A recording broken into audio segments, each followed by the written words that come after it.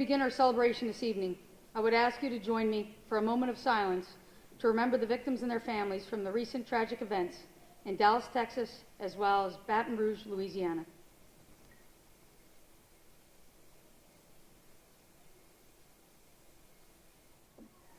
Good evening.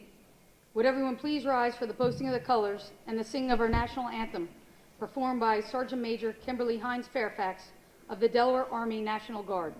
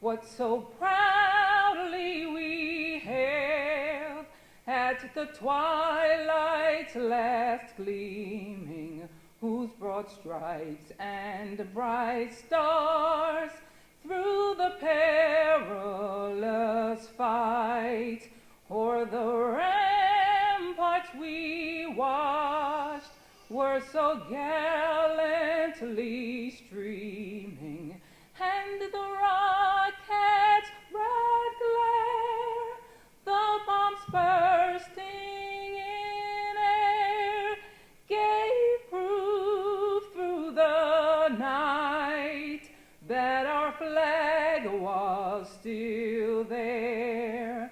Oh, say does that star-spangled banner yet wave o'er the land of the free and the home of the brave?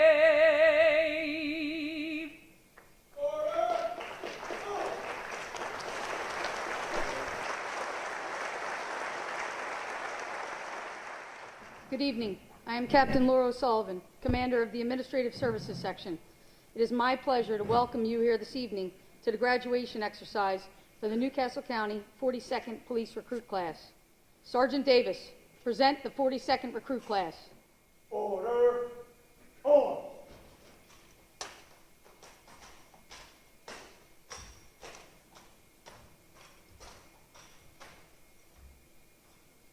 Right shoulder. On.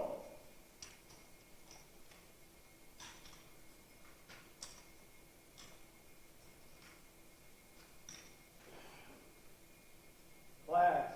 Port. On. Leg. Face. Ready.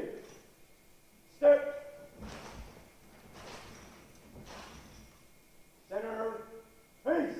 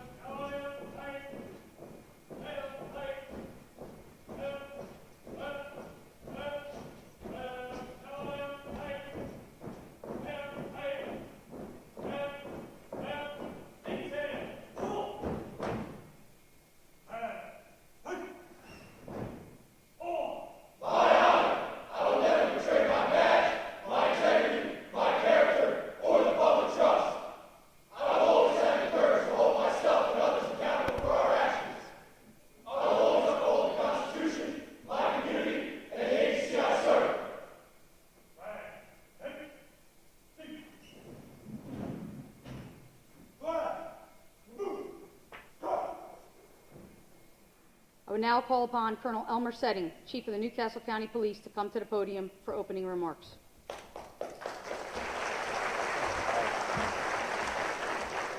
Thank you, and welcome to all of our guests and our extended family in and outside of law enforcement. For those of you who are new to the family because you know someone on this stage, my message is simple and clear. The world has changed. No more than 30 feet from me is a tactical team in full tactical gear. There are snipers on the roof. There is a fully armored vehicle out front, and it's not for decoration. We are living in a very, very different time. But I want to assure you that the people that you see on this stage have the best equipment and the best training, the best of anything that we can purchase for them because we believe in them. And it's going to be tough to watch them go out into this very, very turbulent world. We need protection for the protectors. The world has definitely changed. I believe that they will do right by our citizens. I believe that they will repeat my message that I carry to every roll call, to every special operations meeting, to every detective briefing. Treat people with dignity and respect, and we will continue to be a successful agency. We have done that. We will continue to do that with the Fighting 42nd up here. To our county executive, to our council, I extend my humble gratitude. I ask for many things. I ask for a tremendous amount of money to run this agency and to run it well. And I rarely ever hear the word no. And I thank our executive and our council for their support.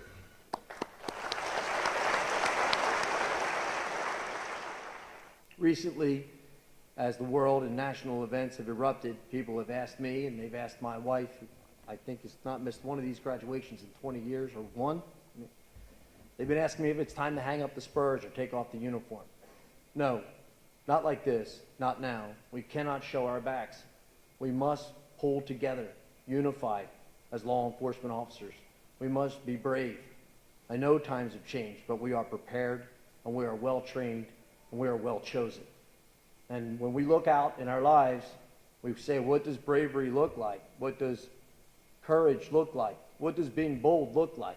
It looks like this.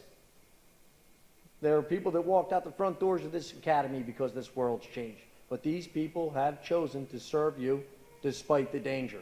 And I salute this class.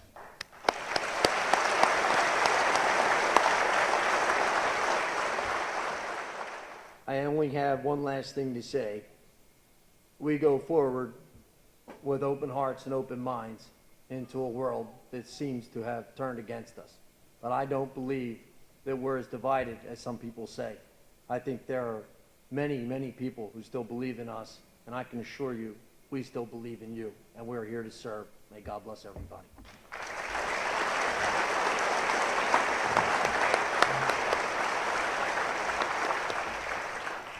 Thank you, Colonel Setting. I would now like to invite the County Executive, the Honorable Thomas P. Gordon, to come up and share a few words with the class.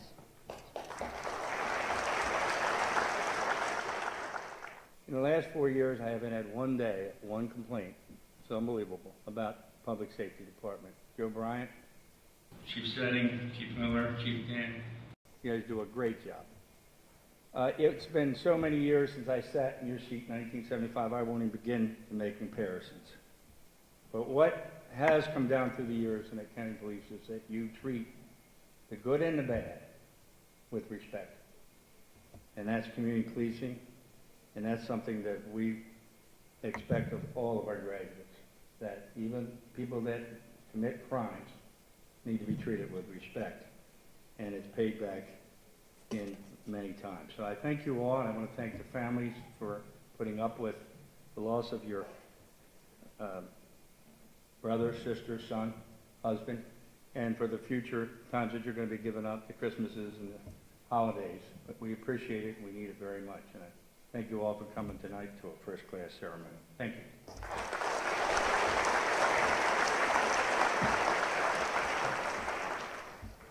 Thank you, Executive Gordon. I will now invite Senator Thomas Carper up to the podium for a few brief remarks. Thank you very much. Good evening. To our attorney, to our attorney, Colonel Setting, to Newcastle County Executive to Major General Frank Vavala.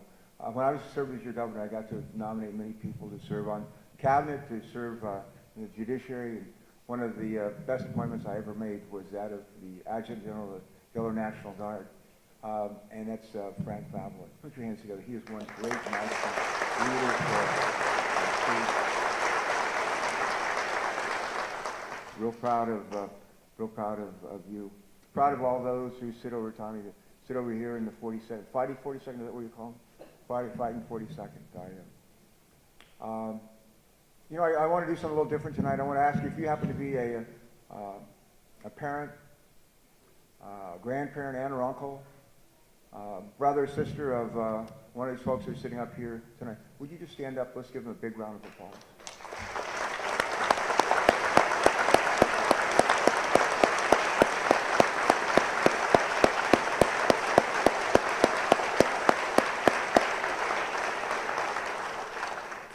Tommy knows one of the things I enjoy doing from time to time. Chris Coons, my colleague in the Senate, and John Carney, and I, we have the opportunity to nominate people to serve in the military academies of our nation. Naval Academy, I'm a Navy guy, at West Point, the Air Force Academy, Merchant Marine Academy. And one of the things that we do, as Charlie Oakley knows, one of the things that we do is I nominate 10 people to go to each academy every year, and the academies themselves choose 1 or 2 people from that list.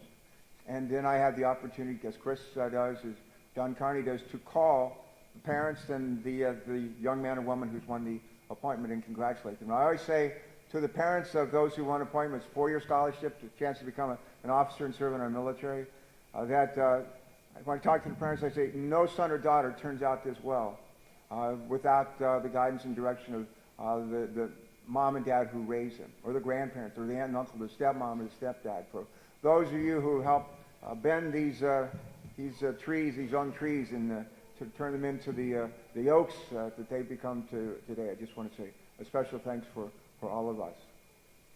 There's a book of a verse of scripture in the New Testament. It's in John chapter 15, and I'm just going to paraphrase it, but it goes something like this: "Greater love hath no man, but to be willing to lay down his life for a friend." Greater love hath no man, but to be willing to lay down his life for a friend. And the men in the 42nd here, they are really are going to take an oath to really be willing to put everything on the line. Do we have some veterans? If you're a veteran here in the United States military, I want you guys to stand, gals to stand. Please stand up, please. Just stand up.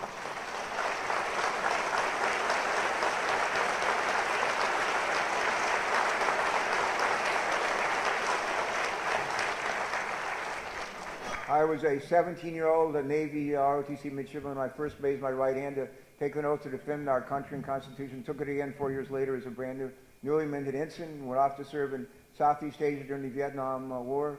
Taken that oath 12 times, I think, in my life to defend our country and Constitution. And for those of you in this audience who have been willing to risk everything, and those that we're honoring here tonight as they graduate from this recruit class, to say to those who raised and guided you in your life, thank you for instilling the values and commitment to our country and our community that we see evidenced by their presidents here this evening. Colonel said it well. It's a wild and crazy world that we live in these days, and I think there's a tendency to bemoan the fact that things are as they are around the world, not just here but all over the world. And what's becoming is, how do we do, or can we do anything about it? I had the privilege of traveling back to Vietnam 2 months ago with the president. And I had served several tours there. I actually went back in 15 years after the war was over. I led a congressional delegation. We met with the new leader of Vietnam. And we went there with the idea to find out what happened to 2,000 MIAs who never came home. And we took with us a roadmap to normalize relations between the U.S. and Vietnam. And we said to the Vietnamese leaders, brand new leader, Gorbachev-like character named Demoy, we said, if you will do X, Y, and Z in terms of helping us find out what happened to our mission, we will move toward normalizing relations with you. We had an incredibly emotional meeting in Hanoi with the new leader of Vietnam on a day in August of 1991. And they did what we asked them to do. We did what we said we would do. We normalized relations. One of the people in my congressional delegation ended up being our first ambassador to Vietnam in modern times, former POW Pete Peterson. Back with the president 2 months ago, going all over the country and talking to people, Vietnamese and our people there and others, I learned that the two surveys have been taken earlier this year gauging how the Vietnamese people feel about other countries. How do you feel about China? How do you feel about Russia? How do you feel about Korea and Japan and the Philippines, Malaysia? How do you feel about America? Two surveys. One survey done by Pew, Pew, the Pew folks. 84% of the people said the nation they most admired on the planet was America. The second survey taken early this year, 95% of the Vietnamese people said the nation they most admire on this planet is America. Think about that. This is a nation, they killed 55,000 of ours. We killed many times out of theirs. We left behind a legacy of Agent Orange, and it bedevils them to this day. And yet the nation they most admire is ours. All over this planet, there are people who would like to come here to live, to be an American. All over this planet. They can't all come. Many more would like to come than we can take or accept. In the time when so many people are saying bad things about our country and maybe bemoaning the kind of country we are, I just want to say this. This is the United States of America. We're 240 years old. We took on the mightiest nation on earth, Great Britain, in a war for independence. We beat them then. In a rematch in 1812, we beat them again. This is a nation that survived a civil war, state against state, family against family, brother against brother. We came out of it and survived. This is a nation that crawled out of the Great Depression, went on to become the mightiest nation on earth. Led not one fight in World War I, but another in World War II against the Axis nations. Cold War, we won that one too.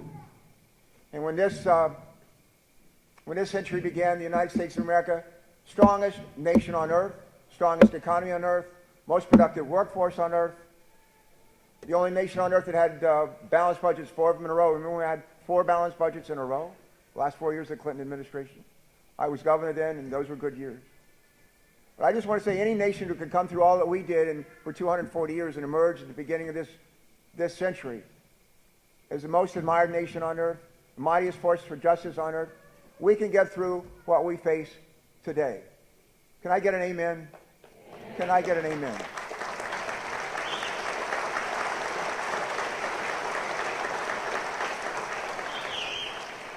I'm the immediate past chairman of the Senate Committee on Homeland Security, the senior Democrat on that committee today. And I follow very closely the fight that's going on the other side of the world. I just want to give you this to take home. And you may think it doesn't have much to do with these folks up here, but I think it does. These guys that they're in ISIS, they are not 10 feet tall. They have taken one of the greatest religions on the world, in the history of the world, and made it something it's not at all. Not even close. Not even close. 2 years ago, 2,000 people from around the world were signing up to fight for ISIS and headed for Iraq and Syria. 2,000 per month. Last month, 200. 2 years ago, 10 Americans were signing up here in this country to leave this country and go fight for ISIS. 10 a month. Last month, 1. We have killed 225,000 of them. We've killed hundreds of their leaders. We have 2 carrier task groups, one in the Mediterranean, one in the Persian Gulf. There are flying operations with F-16s and F-18s today. We're flying Warthogs, A-10s, though you spend some time in the military. A-10s, great ground support for our troops and for the Iraqi troops and the Kurd troops as well. We have drones that are flying in that part of the world. And today, folks from ISIS, the amount of land they control in Iraq has been cut in half over the last 2 years ago. The land that they control in Syria also cut dramatically. We are degrading and we're destroying ISIS. We've taken away much of their ability to generate revenues, support their folks. And the people, you know, the folks who want to sign up for ISIS here and other countries, they want to be on a winning team. They want to be on a winning team. And that thing is becoming very clear to ISIS and a lot of folks in that part of the world and here too. They're not a winning team. They're a losing team. And you heard the president talk about degrading and destroying ISIS. That is exactly what we're doing. That is exactly what we're doing. And we will not stop until we do. There's 60 nations in this coalition. 60 nations. And we're going to see this fight through. Last thing I want to mention, this is more personal. The best thing that we could do for ISIS and folks like that in this country is to turn on each other, to turn against each other. And we need leaders who won't let that happen, who appeal to our better angels, who make it clear that the main thing that's made us strong as a nation, we've been united. It says in the United States Senate, when I served, it says up on the wall over where the presiding officer sits, from many one. From many one. That is our strength. And we need to be united. We need to have each other's back. And we, those of us who are privileged to hold leadership positions, we need to set an example, not do as we say, but do as we do. We have to realize, and you said this very well, Colonel Say, our job is to be servants, to serve. And those of you going to be wearing this uniform and serving, your job is to be servants as well. One of the great traits of leadership, including law enforcement, is embodied by the Golden Rule. And this is the most important rule of all. Chaplain, you know this too. Treat other people the way we want to be treated. I don't care what line of work we're in. If we will do that, whatever role we play in our society, whatever our religion is, or if we have no faith, Golden Rule, treat other people the way we want to be treated, we'll be just fine as a nation. We'll be just fine as a nation.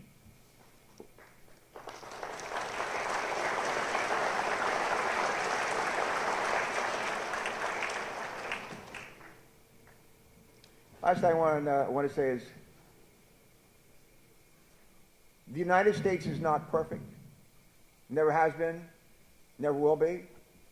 When they wrote the Constitution up the road in Philadelphia and we ratified it down here in Dover 226 years ago, we became the first state. We're proud of that. But the Constitution we ratified wasn't perfect. If you happen to be a woman, you didn't have a chance to vote or do anything in terms of selecting people to serve. That wouldn't change for over 100 years. If you happen to be minority, you didn't have a chance to vote. You were not even a full person. You were 3/5 of a person. So we weren't perfect then. We're not perfect today. But I'm real proud of the Constitution that we ratified.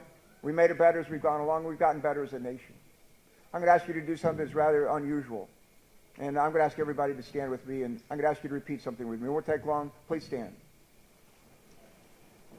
Some of you are old enough to remember when you were a kid in school that you memorized the preamble to our Constitution.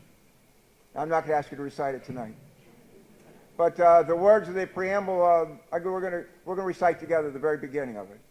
And I'm going to say a few words, and I'm going to ask you to repeat those words. And then I'll ask you to have a seat. And the preamble to our Constitution starts off something like this. I'm going to say a few words, and then you just repeat after me if you would. We the people of the United States, in order to form a more perfect union. It doesn't say in order to form a perfect union. It says in order to form a more perfect union. And it is up to each and every one of us, every day, to bring our A game, to work whatever my line of work might be, to practice that Golden Rule, treat other people we want to be.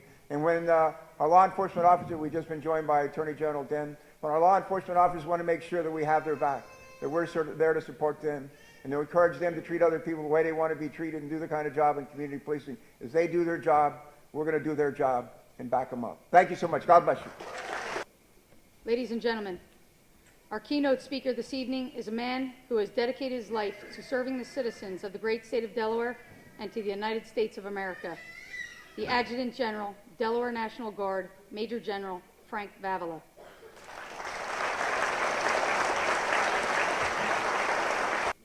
Who said when asked about giving speeches, have a good beginning and a great ending and keep them as close together as possible.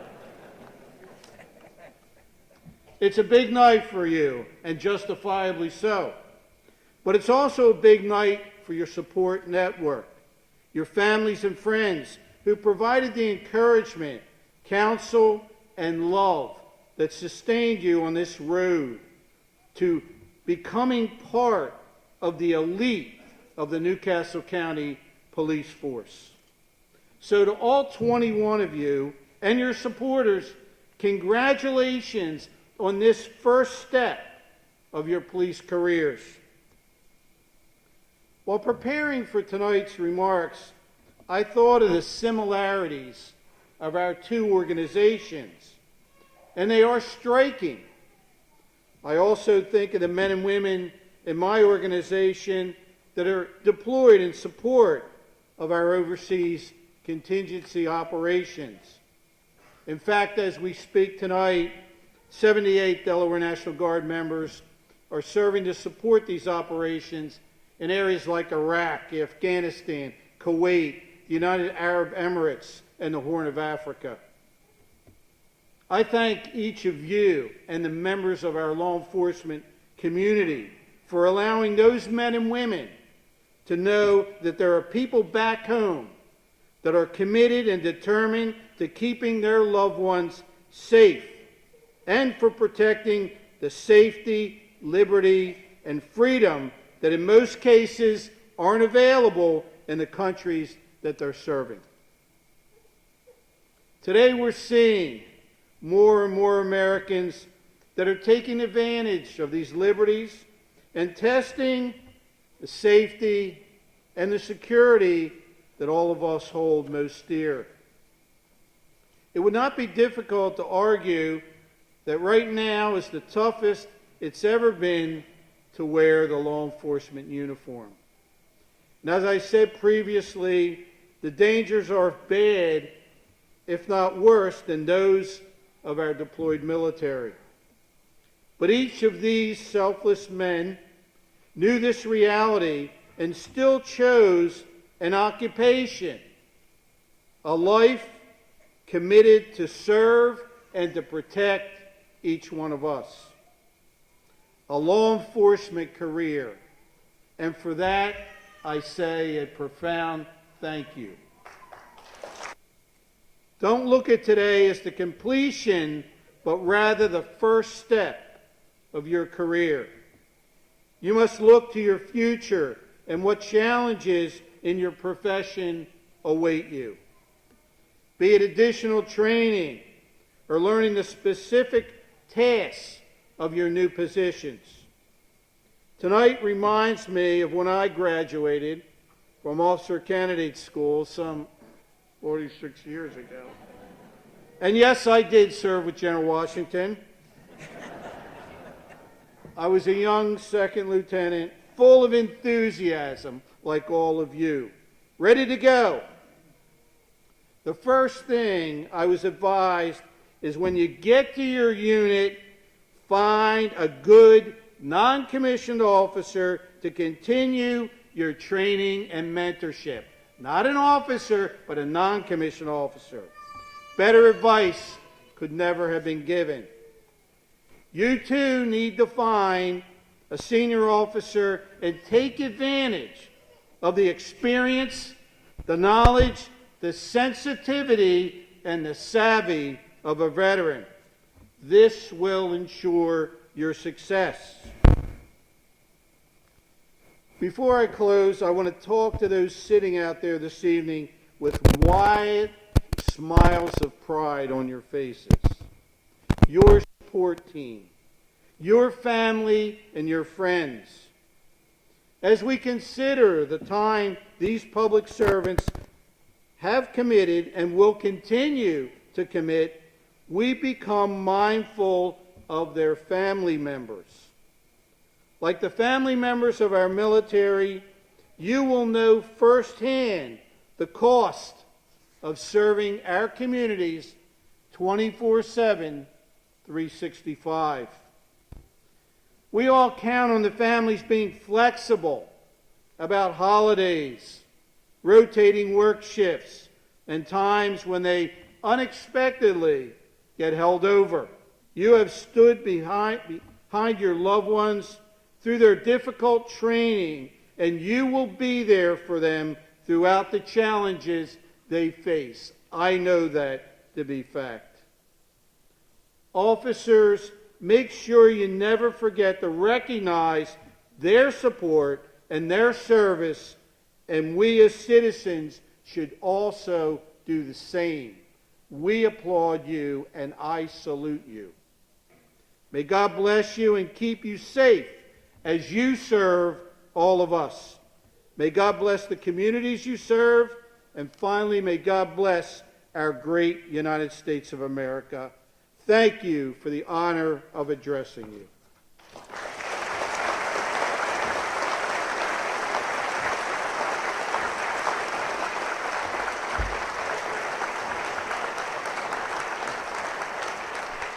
I would now like to ask County Executive Gordon, Director Joseph Bryant, Colonel Setting, and General Vavala to come to the front of the podium for the presentation of badges.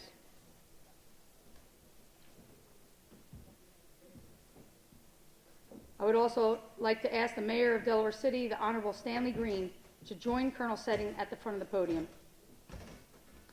For those members pinning badges this evening, please make your way to the podium side of the stage. Those of you wishing to take pictures, please feel free to come in the front of the stage to take your photographs. We ask that everyone hold their applause until the recruit is announced as an officer.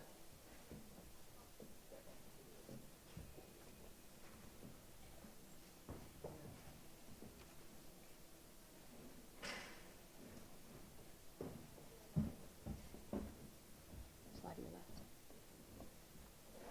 We will now present the badge for the Delaware City recruit. Recruit Officer Earl McCluskey. Pinning Recruit Officer McCluskey's badge will be his wife, Master Corporal Anita McCluskey from the Delaware State Police.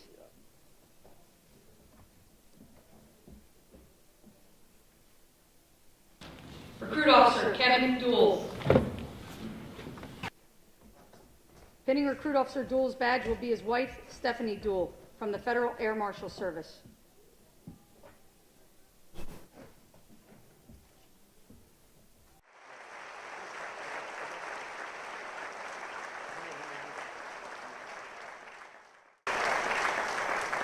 Recruit Officer Shane Sapp.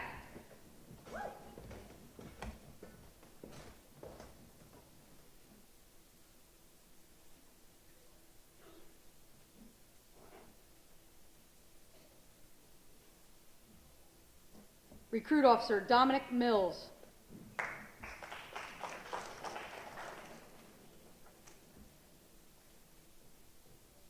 Recruit Officer Trevor White.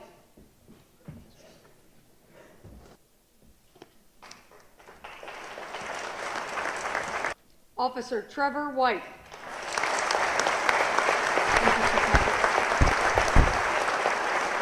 Recruit Officer John Berg. Pinning Recruit Officer Berg's badge this evening will be his uncle, retired Newcastle County Police Master Corporal, and current Delaware Technical and Community College Constable, Lieutenant Joe Berg.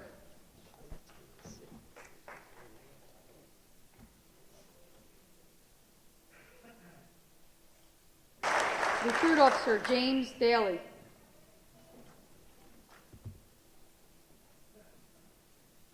Officer James Daly.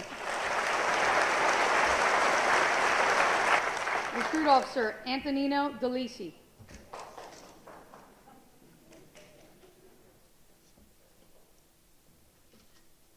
Recruit Officer Ian Emmy.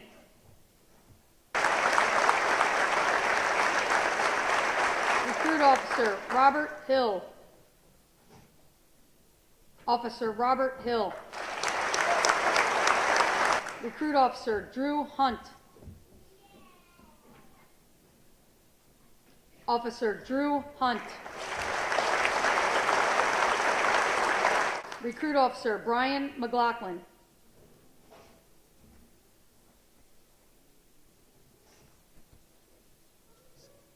Recruit Officer Michael Osborne. Officer Michael Osborne.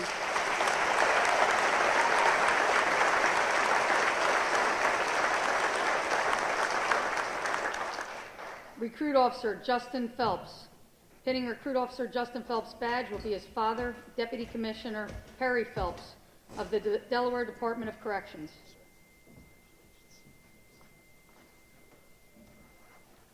Officer Justin Phelps.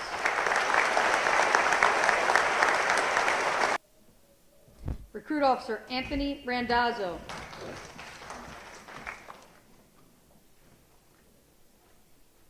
Officer Anthony Randazzo.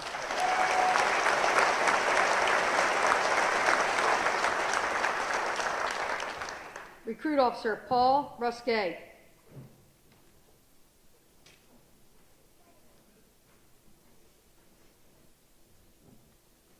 Officer Paul Rusquet.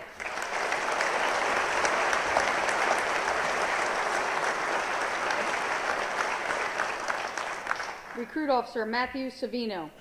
Pinning Recruit Officer Savino's badge will be his cousin, Newcastle County Police Department, Sergeant Brian Faulkner.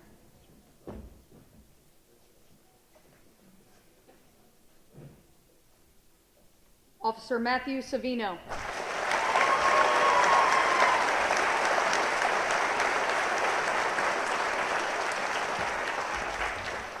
Recruit Officer Taylor Sagoda.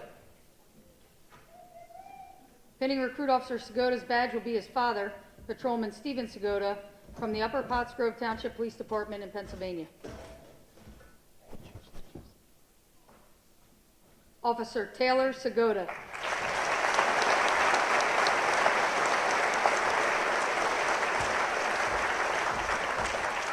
Recruit Officer Mitchell Snyder.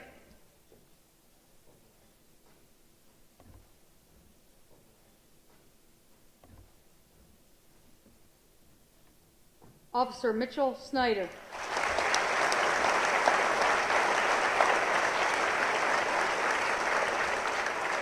Recruit Officer Christopher Scrobot.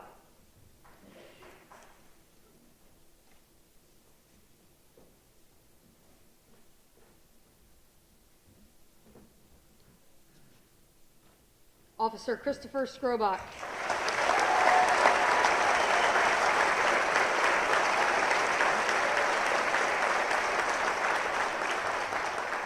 Recruit Officer Nicholas Tyndall.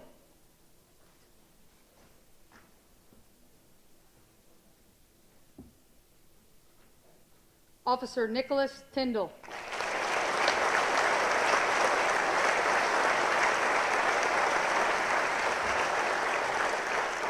Thackview County Executive Gordon, Director Bryant, Colonel Setting, and General Vavala. Would you please take your seats in the audience at this time? Each officer on stage has undergone 27 weeks of rigorous training that has tested their minds and bodies. At the conclusion of each training academy, the academy staff compiles the academic test scores, firearms qualification scores, and fitness test results for each recruit and determines the recipients of several coveted awards that are steeped in tradition.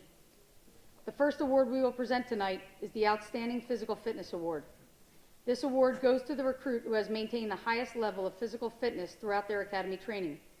This award will be presented by the academy staff. Academy Commander Sergeant Glenn Davis and Drill Instructor Officer First Class Mark Censerato.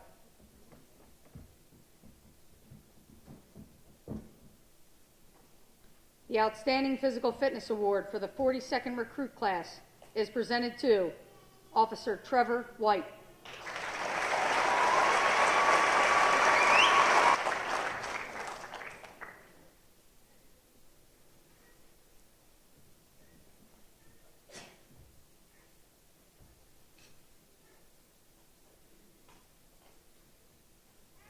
The next award we will present is the Firearms Proficiency Award.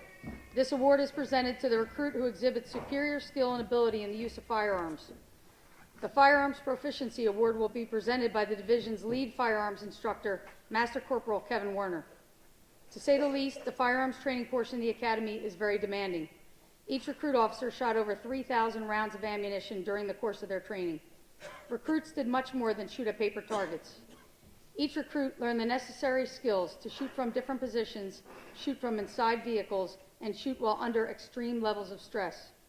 The competition for this award was intense for the 42nd recruit class, as the two highest scorers were separated by 6/100ths of a point. The second highest score and runner-up for the Firearms Proficiency Award will receive a certificate for his achievement. With an average score of 246.31 out of a possible 250, Officer Brian McLaughlin is the runner-up.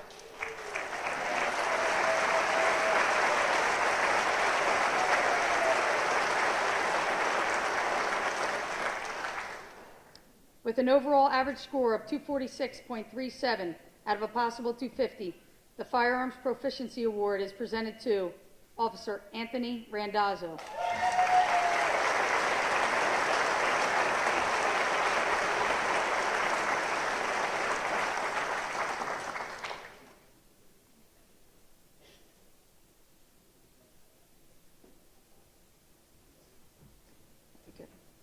Our next award is the Newcastle County Police Alumni Association Core Values Award.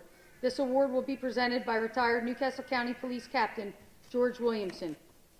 This award recognizes the recruit who consistently throughout the course of the academy demonstrated the core values of commitment, integrity, respect, teamwork, professionalism, courage, and discipline. It is the mission of the academy staff to instill and reinforce these values in each recruit through training and mentoring. The recipient of the Newcastle County Police Alumni Association Core Values Award is Officer John Berg.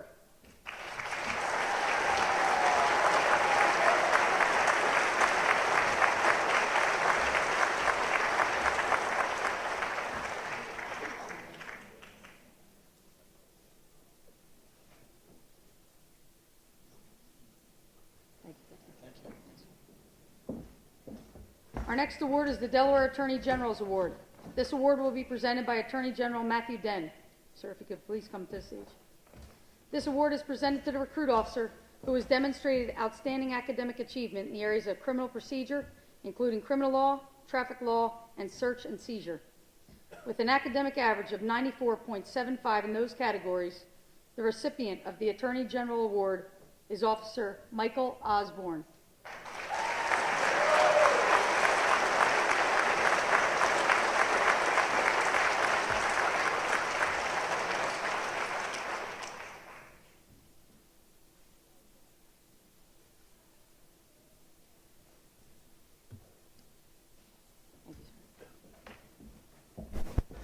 The final two awards will be presented by Colonel Setting. Sir, if you could return to the stage. The first award is the Academic Achievement Award. Throughout the course of the academy, these officers received more than 700 hours of classroom instruction.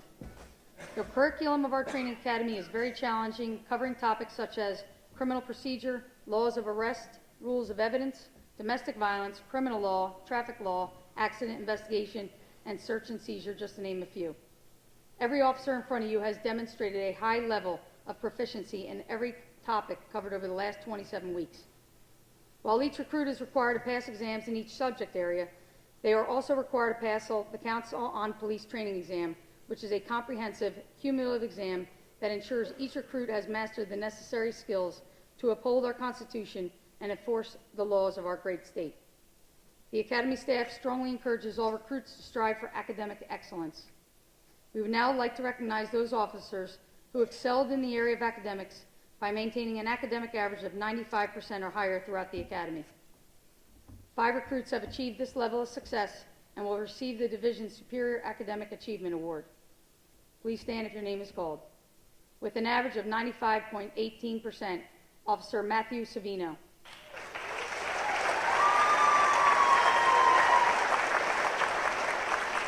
With an average of 95.55%, Officer Michael Osborne. With an average of 95.76, Officer John Berg. With an average of 96.11%, Officer Robert Hill.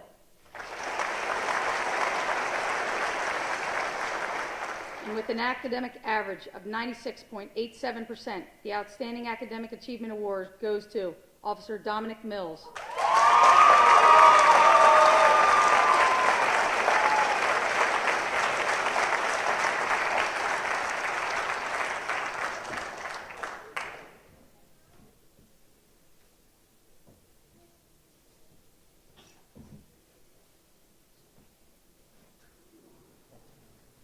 last award of the evening is the Chief of Police Outstanding Recruit Award. This award is presented to the recruit who has demonstrated exemplary performance in all areas of academic training, including academics, physical fitness, leadership, discipline, and motivation. Past recipients of this coveted award have gone on to become true leaders in law enforcement. The Chief of Police Outstanding Recruit Award is presented to Officer Anthony Randazzo.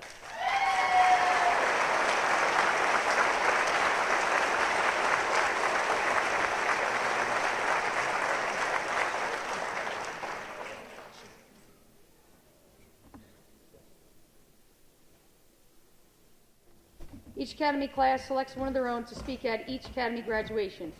The 42nd recruit class has selected Officer John Berg for this honor.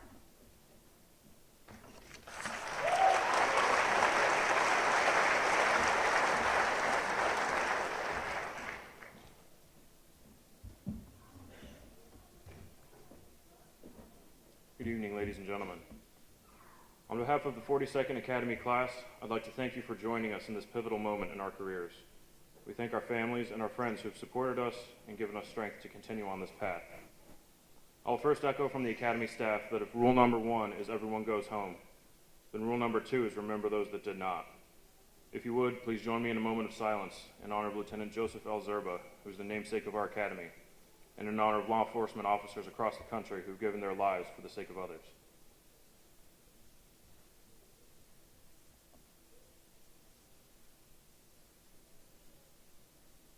Thank you. The last 6 months have been marked by physical and mental challenges. In a span of training that began with crawling on the floor looking for the right name tag, we've had over 1,000 hours of study of law, training in necessary police skills such as driving and firearms, and practical application exercises that involve taking control of extremely realistic scenarios. Class 42 has done tens of thousands of push-ups, run hundreds of miles, said perhaps 10,000 sir yes sirs and ma'am yes ma'ams, and performed an unhealthy number of burpees. Within this class, there are members of the armed forces and graduates from college. There's a member beginning his second career, while others turned 21 and even graduated college while still in the academy. One of our drill instructors was promoted to sergeant, and there were times that we wished that they would all get promoted.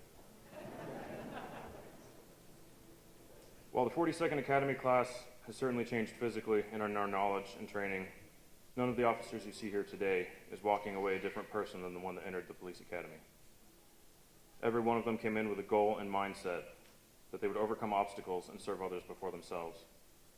The person who wanted to be that sheepdog, that guardian, existed long before day one. They are servants who are dedicated to maintaining a warrior mindset while giving of self to help other people. The life of a police officer is not for everyone. Out of a pool of about 1,700 applicants, 27 of us made it through the rigorous vetting. 6 of that number did not or could not continue through the entire academy. It is perhaps more appropriate to call the law enforcement profession a calling than a career. Maybe that's why members of this academy would take getting tased and pepper sprayed, asking ourselves, why would anyone want to be a cop for this? But pushed on anyway. It takes the ability to push oneself to the utmost limit and endure there. It takes love of country and community to be willing to go the extra mile for a complete stranger, not for the sake of thanks or for recognition, but simply because it is right. Some of the most rewarding times in the academy were when we as a class were able to participate in volunteer events, such as running the 5K against domestic violence, Lieutenant Joseph L. Zerba 5K, and the Mounted 5K. We also had the opportunity to engage with the community during the Casting with Cops event at Glasgow Park. One of the moments that is highlighted in our memories from this academy was not planned, however. One day at the academy, Sergeant Cumberbatch led us on a formation run throughout the community. As we returned to the academy, we stopped at the basketball court to meet some children who had come to play after school. What began as a quick high evolved into playing basketball with the kids, academy style. Whenever the kids scored a shot, we had to drop and do push-ups. We can all say we did not expect to do so many push-ups during a simple game of basketball. That moment, while trivial to some, reminded us of why we first wanted to become police officers. We all want to make a difference in people's lives. A part of doing that is engaging people, being human, learning about them, and showing them that we're just as human as they, though perhaps not quite as good at basketball. One of our guest speakers in the Academy, Lieutenant Colonel David Grossman, traced the law enforcement profession to its roots in medieval knighthood.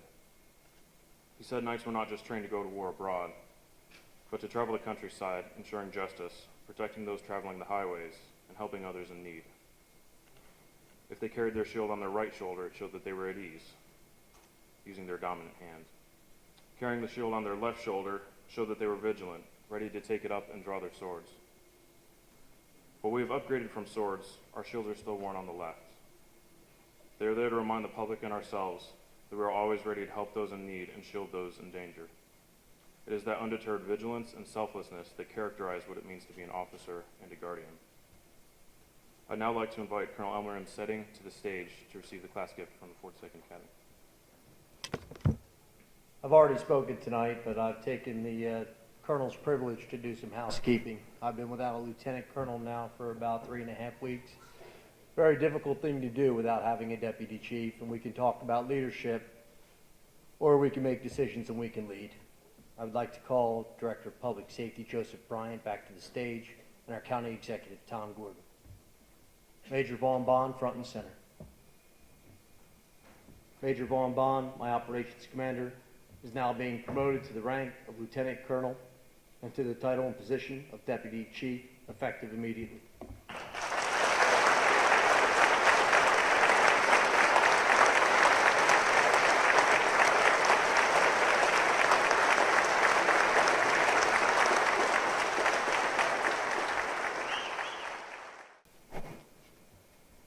Captain Patrick Crowell, front and center.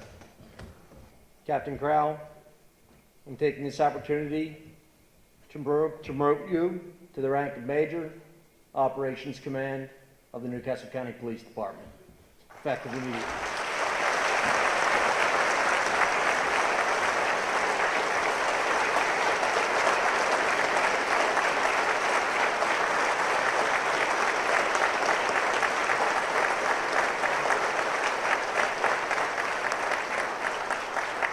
Thank you, Officer Berg, for your speech.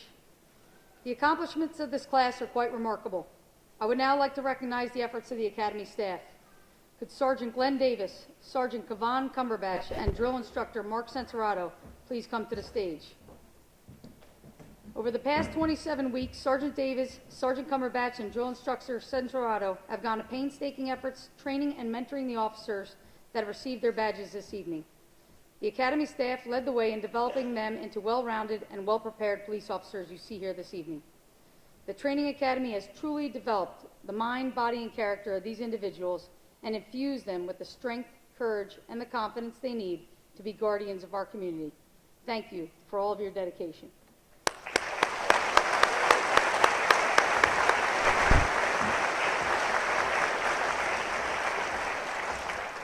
I would be remiss if I did not also thank all of the instructors for the countless hours of instruction they provided for this recruit class.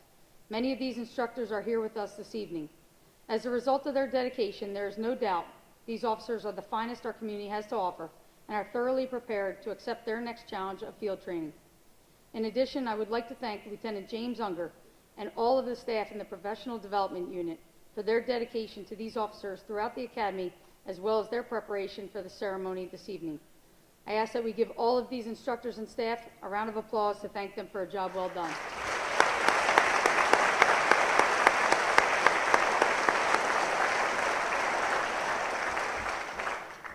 I know Colonel Setting mentioned something earlier, but I did want to make one more recognition.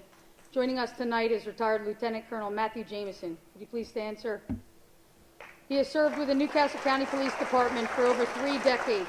He has been part of training for the majority of our division, and this class, the 42nd, was his final class as Lieutenant Colonel Jameson retired at the beginning of this month. Sir, thank you for your support of these officers here tonight.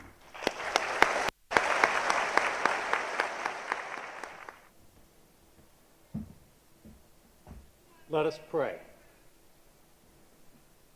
Loving God, in every age you raise up men and women as role models for the young. These new officers are our hope, our future as keepers of the peace. Grant them a spirit of peace and grace. Bless them with purity of intent, so they may work without ceasing to establish justice, which alone ensures true and lasting peace. Unite them by a fraternal spirit. Watch over them and protect them from being harmed, so that each day they may return to family, friends, and a loving home. Truly, God, bless the work of their hands. This we make our prayer. Amen.